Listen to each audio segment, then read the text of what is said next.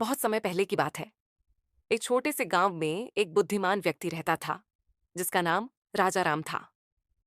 वह न तो बहुत अमीर था और न ही उसके पास कोई विशेष शक्ति थी, लेकिन उसकी समझ, धैर्य और न्यायप्रियता की वजह से पूरा गांव उसकी इज्जत करता था।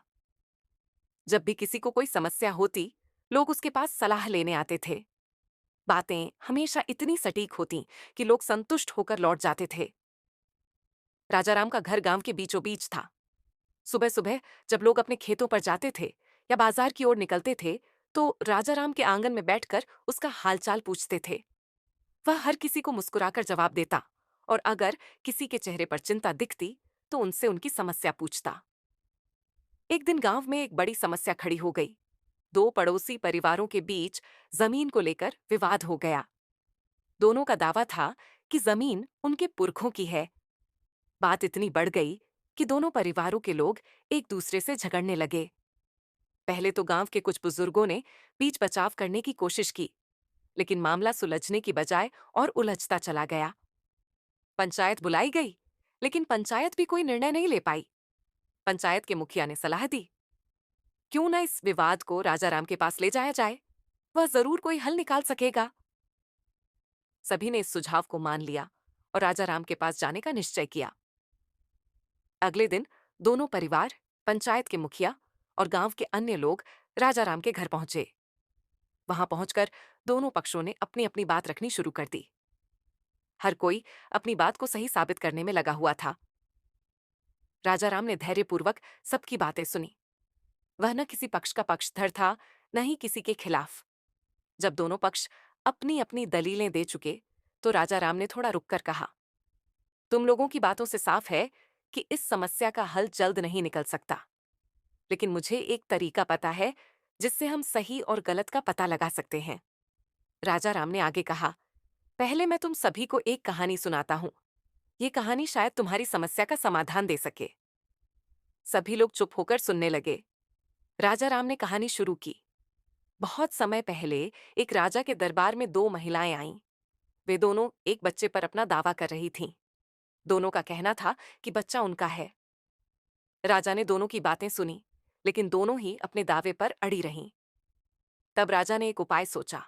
उसने कहा, अगर यह बच्चा तुम्हारा है और तुम इसे बराबर प्यार करती हो, तो मैं इसे दो हिस्सों में काटकर तुम दोनों में बांट दूंगा।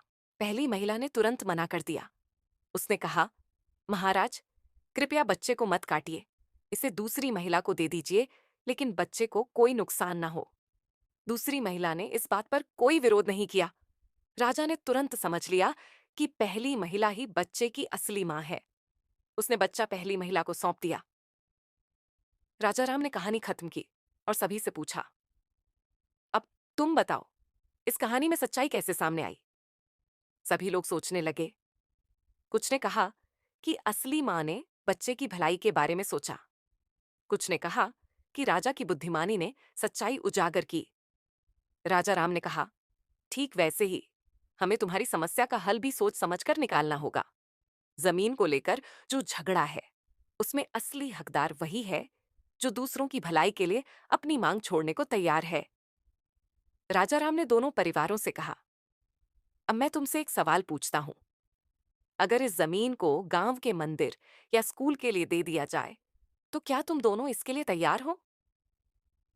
पहला परिवार थोड़ी देर सोचने के बाद बोला, अगर गांव का भला हो तो हमें इस जमीन की जरूरत नहीं। लेकिन दूसरा परिवार तुरंत विरोध में आ गया और कहा, यह जमीन हमारी है और हम इसे किसी के लिए नहीं छोड़ेंगे। राजा राम ने सबके सामने फैसला सुनाया। जो अपने स्वार्थ से ऊपर उठकर दूसरों की भलाई के बारे में सोच सके, वही असली हकदार है। इस मामले में पहला परिवार सही है। राजा राम के इस निर्णय को सुनकर गांव के लोग उसकी प्रशंसा करने लगे।